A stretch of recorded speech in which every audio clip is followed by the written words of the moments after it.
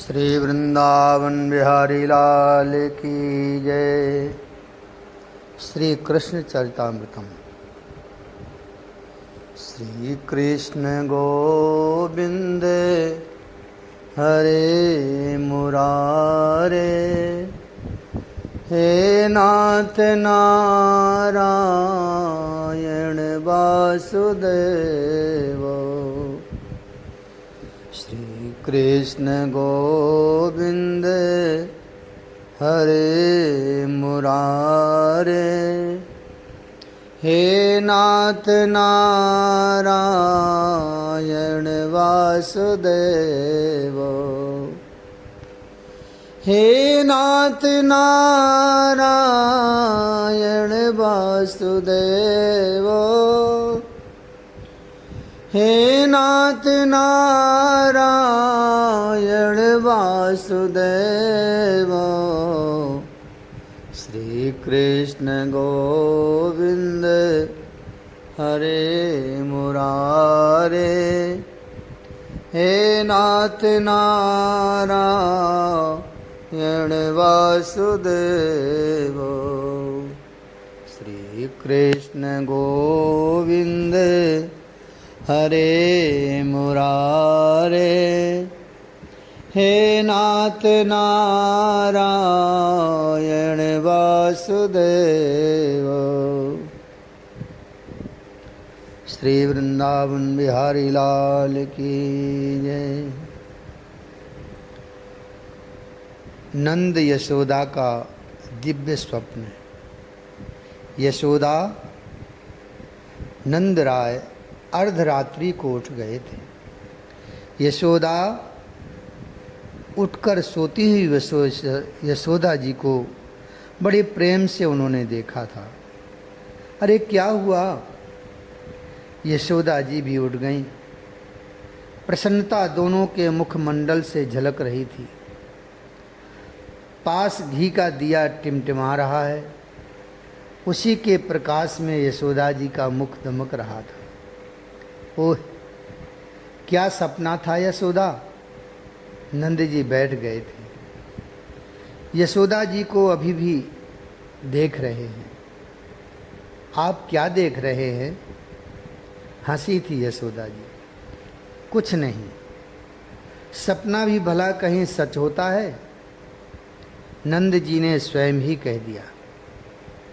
पर स्वप्न के भी फल होते हैं, ऐसा हमारी पौर्णमासी कहती हैं। यशोदा जी ने कहा, पर मैंने जैसा सपना देखा वो तो असंभव ही है यशोदा। हंसे नंद जी। फिर उठकर जल पिया। पर आपने क्या सपना देखा? यशोदा जी ने जिद की। अब भला बताओ, भगवान नारायण क्या मेरे पुत्र बनकर आएंगे? मैं भी ना। नंद जी इतना कहकर फिर इधर उधर देखने लगे। चलो सो जाओ, अर्धरात्रि है अभी तो। पर मैंने भी एक सपना देखा है, और मैंने भी कुछ ऐसा ही देखा है कि मेरे आंगन में भगवान शंकर पधारे। वे अकेले नहीं थे, पार्वती जी भी थीं। फिर आकाश से देवियाँ उतरीं, पर ब्रजभूमि में उतरते ही वे सब गोपियाँ हो गई थीं। हमारा ये गोकुल देवी देवताओं से भर गया है। मैं सबसे पूछ रही हूँ कि आप लोग क्यों आए हो यहाँ? तो सब एक स्वर में बोल रहे हैं, मैया अपने लाला को दर्शन करा। मैं मना कर देती हूँ, पर वे सब मानते नहीं हैं। चारों ओर बिखेर दिया है मोती, गोकुल की अवनी में फैला दी है मणिमाणिक्य। चारों ओर बस जय जयकार हो रहे हैं। मैं डर जाती हूँ। फिर पालने के पास जाती हूँ तो पालने में एक नन्हा सा शिशु खेल रहा है। उसे देखते ही मैं आनंदित हो उठती हूँ, फिर डर जाती हूँ। इतने बड़े बड़े देवता इस सुकुमार शिशु को देखेंगे तो उनकी आँखों के ताप से ही ये तो झुलस जाएगा। मैं उसे छुपा लेती हूँ, अपने आंचल में छुपा लेती हूँ, पर बाहर तो हजारों आँखें देखने के लिए लालायित हैं। तभी मेरी नींद खुल जाती है। यशोदा जी ने बताया। फिर कहा, आपने क्या देखा सपना? यशोदा जी का हाथ पकड़ा नंद जी ने। फिर कहा, आहा, मेरा सपना तो अद्भुत था। पता है यशोदा, हमारे जो आराध्य हैं ना भगवान नारायण, बिल्कुल वैसा ही रूप उस बालक का। वो बालक मुस्कुरा रहा था और मैंने देखा वो तुम्हारी गोद में था। तुम आनंदातिरेक में आंखें बंद करके बैठी थीं।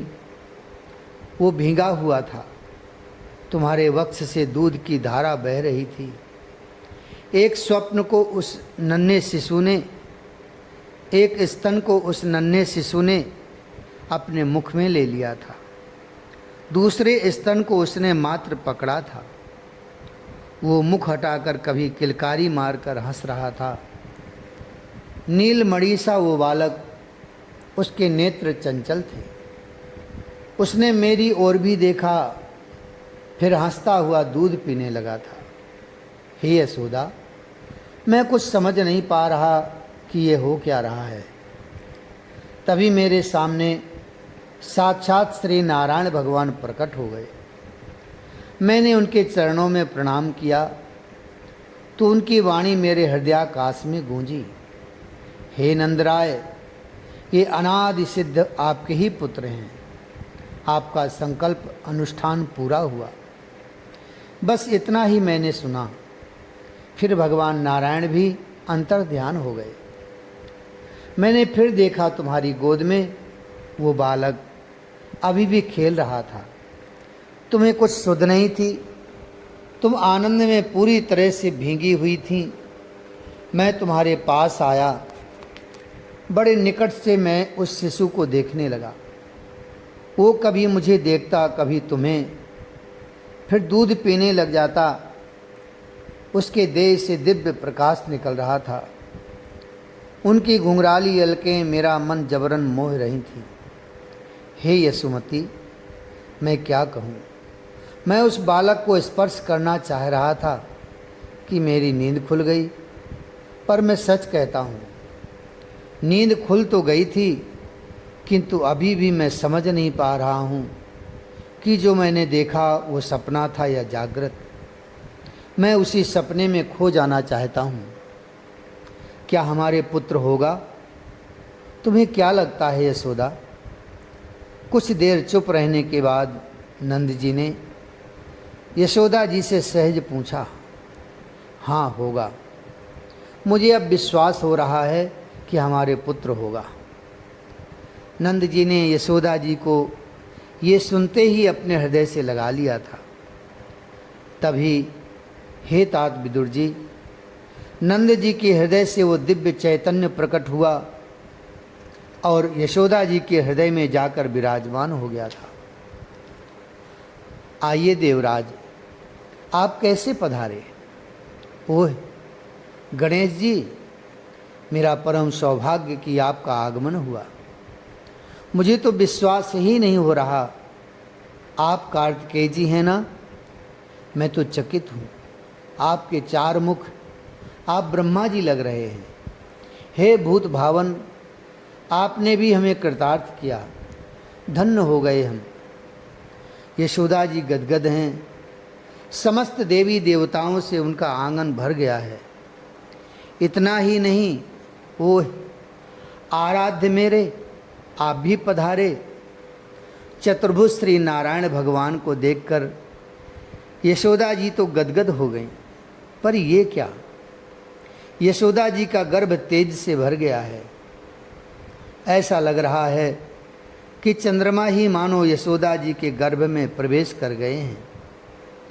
यशोदा जी कुछ बोलती उससे पहले ही देवताओं ने सस्वर स्तुति प्रारंभ कर दी थी। बेचारी भोली यशोदा जी को क्या समझ आए।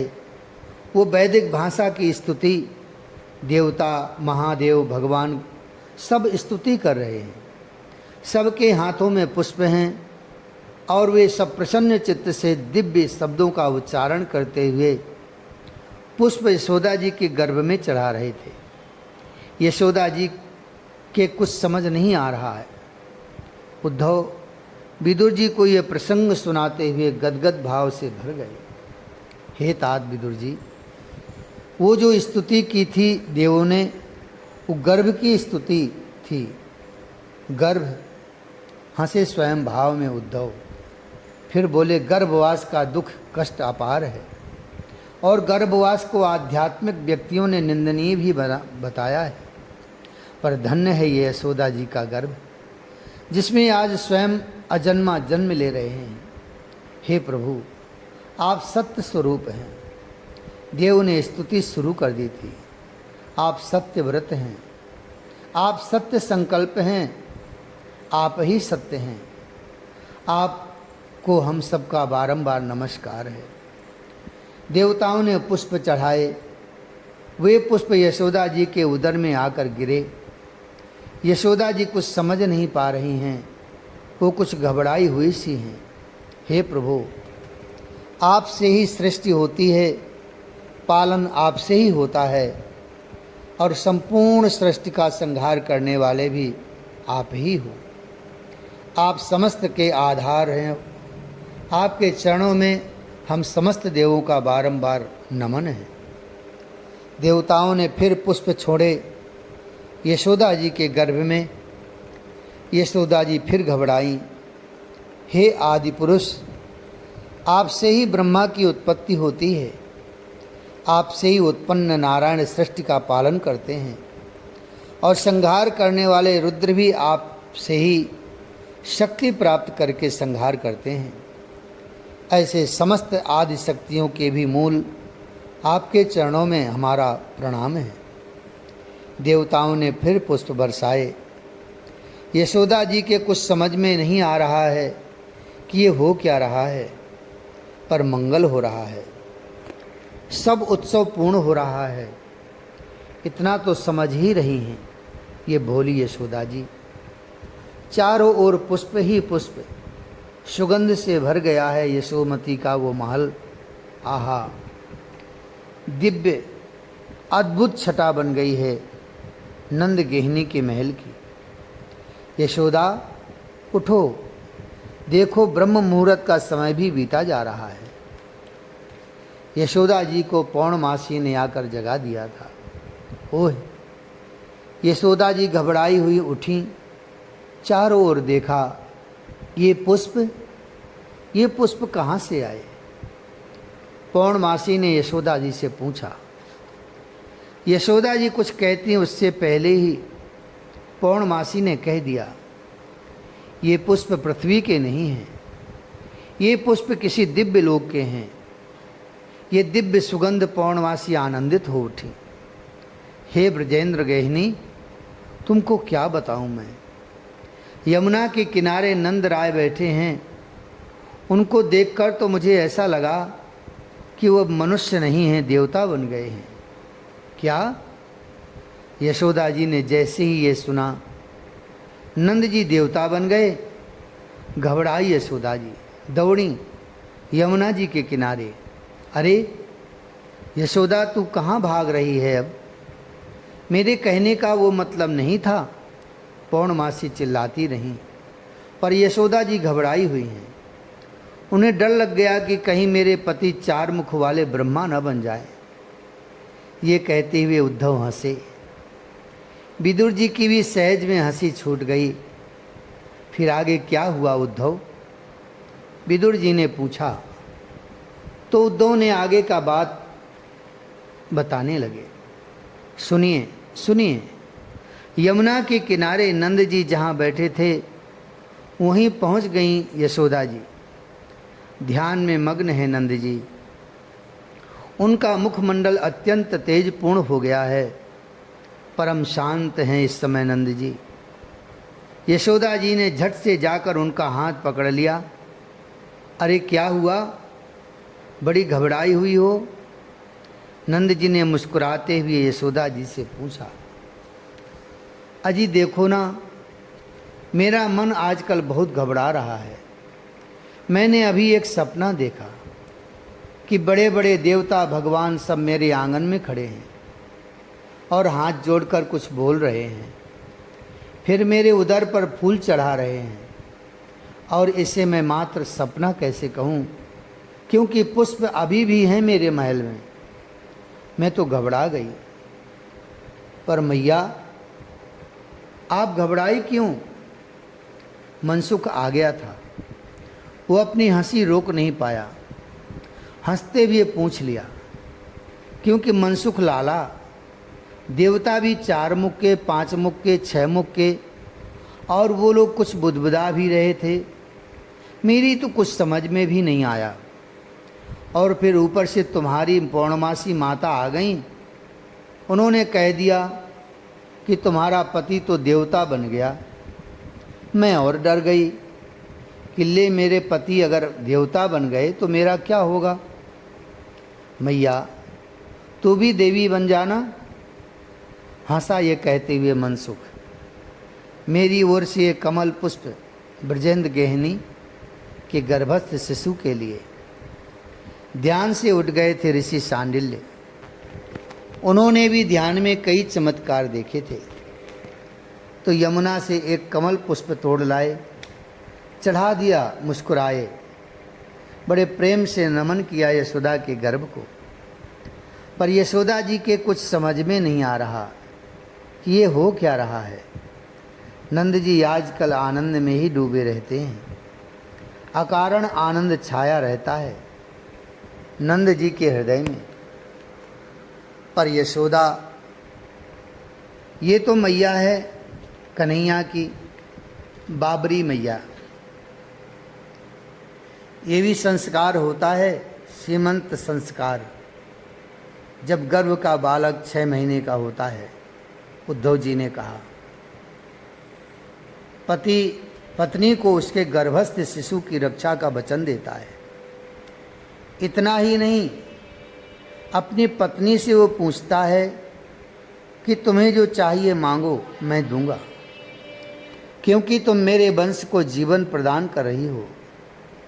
भरे समाज में पत्नी जो मांगती हैं वो पति देता है, देने का वचन देता है। विदुर जी को उद्धव श्री कृष्ण चरित्र सुना रहे हैं। सीमंतन संस्कार के विषय में विदुर जैसे नीतिज्ञ को कुछ बताने की आवश्यकता नहीं थी। पर यह संस्कार भी तो किसका हो रहा है? ब्रह्म की माँ का, उस यशोदा का, जिसके गर्भ में महाभगवती लक्ष्मी का पति आ रहा है। आदि सृष्टिकर्ता ब्रह्मा के जो पिता हैं, चराचर जगत का जो स्वामी हैं, उसको अपने गर्भ में धारण करके चल रही हैं ये यशोदा जी। आहा, विदुर जी सुनकर भाव में भर जाते हैं। क्या ब्रह्म भी गर्भ में आता है? विदुर जी के मन में यह प्रश्न सहज उठा। तात, क्या गर्भ में ब्रह्म नहीं है? उद्धव ने बड़ी विनम्रता से उत्तर दिया, साधु साधु उद्धव। विदुर जी ने उद्धव को अपने हृदय से लगा लिया। तुम्हें क्या दूं उद्धव? तुम अमृत का पान करा रहे हो मुझे, पर इस अमृत के बदले देने के लिए मेरे पास कुछ भी नहीं है। तात, आपका आशीर्वाद मेरे लिए पर्याप्त है। उद्धव ने आनंदित होकर विदुर जी के चरणों में प्रणाम किया और आगे की कथा सुनाने लगे थे। कालिंदी के तट पर आज सीमंतन संस्कार होगा। नंद जी और यशोदा जी दोनों बैठेंगे, यहाँ बैठेंगे। मध्य में आसन लगाओ उनका। ऋषि सांडिल्य इतने आनंदित हैं कि स्वयं व्यवस्था देखने लग गए। इस तरफ ब्रह्मा बैठेंगे और यहाँ यज्ञ वेदी। कदली के खंभे चारों ओर लगाओ। ताम्र के कलशों में जल भरकर चारों दिशाओं में रखो। बंधनवार लगाओ और रंग बिरंगी चित्रकारी यहाँ पर काढ़ो। भगवान, आप बैठ जाइए। नंद राय पधारेंगे और आपको यहाँ खड़ा देखेंगे तो हम लोगों को डांट पड़ेगी। गुरुदेव स्वयं खड़े हैं और तुम लोगों से कुछ नहीं होता। नंद जी के एक प्रमुख ग्वाले ने ऋषि सांडिल्य से प्रार्थना की, अब बैठ जाइए मामा जी। मामा जी? ऋषि सांडिल्य चौंके। मुझे मामा कहने वाला कौन है? जब देखा तो मनसुख खड़ा था। ये किसी को कुछ भी बोल सकता है, और वैसे भी मनसुख की माता पौर्णमासी को अपनी बड़ी बहन की तरह आदर ऋषि सांडिल्य देते ही हैं। मैं हूँ ना।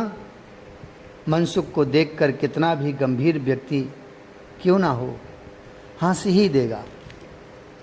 पर तू माखन खा जाएगा, दूध पी जाएगा, ये भी नहीं सोचेगा कि भगवान को भोग लगाना है। ऋषि सांडिल्य हंसते हुए बोले, नहीं, अब नहीं खाऊंगा माखन, अब खाने की इच्छा ही नहीं होती। अब तो मेरा सखा आएगा तब खाऊंगा। मनसुख ने सच में 2 दिन से माखन खाना छोड़ दिया है। अच्छा चलो, सब तैयारी हो गई। ऋषि सांडिल्य ने गोपों से और अपने ब्राह्मणों से पूछा। हाँ, सब तैयारी हो गई। सबने एक स्वर में कहा। चारों ओर ध्वजा पताके भी लग गए थे।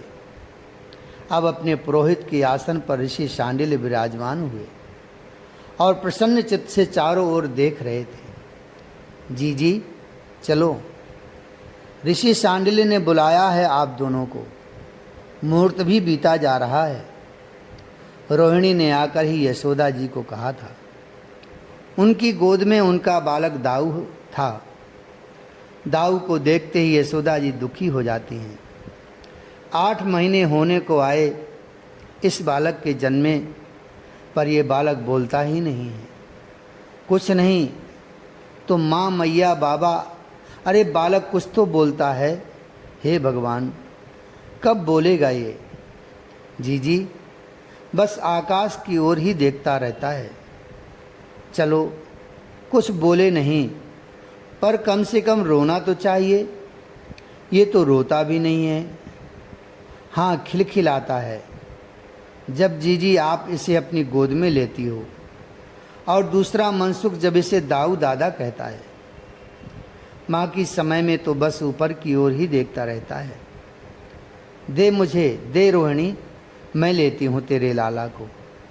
और यशोदा जी ने जैसे ही अपनी गोद में लिया, खिलखिलाए दाऊ। चलो, ऋषि सांडिल्य ने बुलवाया है।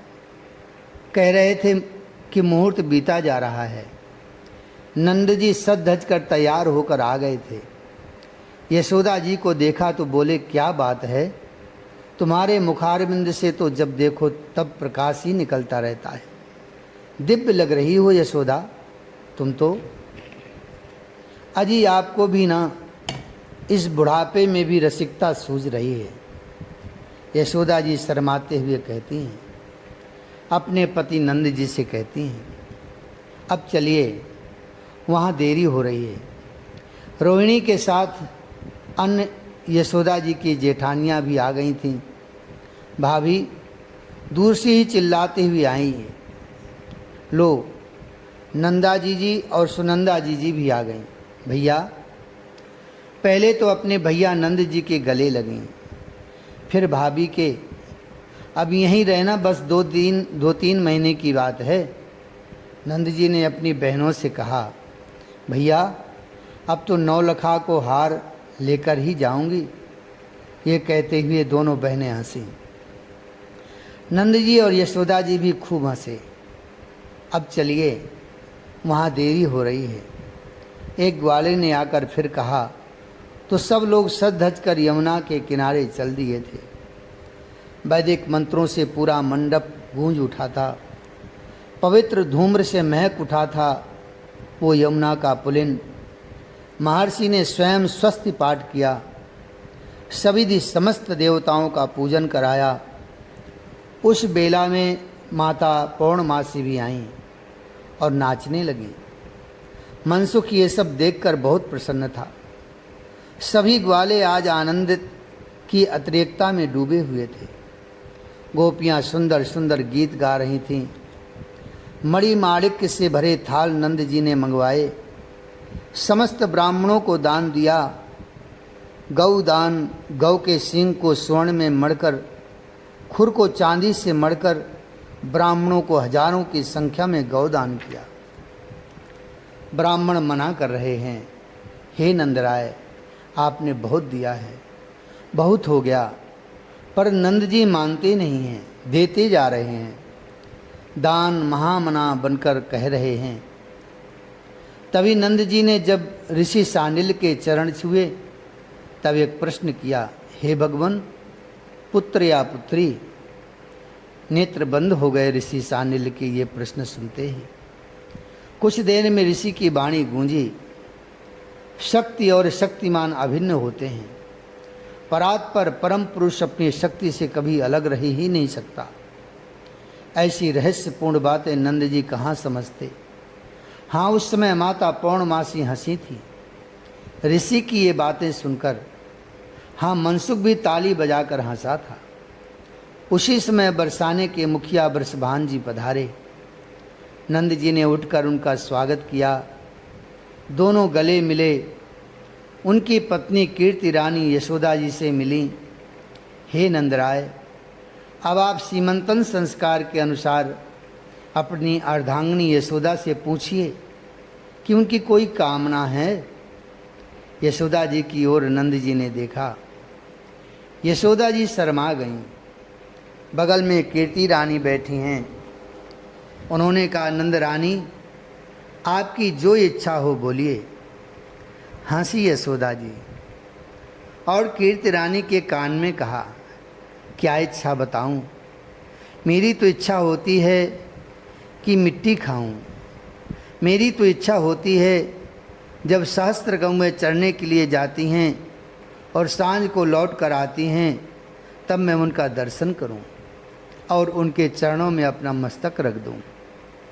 माखन जब निकलता होता है तब मेरे मन में ऐसा आता है कि इस माखन को चुरा कर खा जाऊं।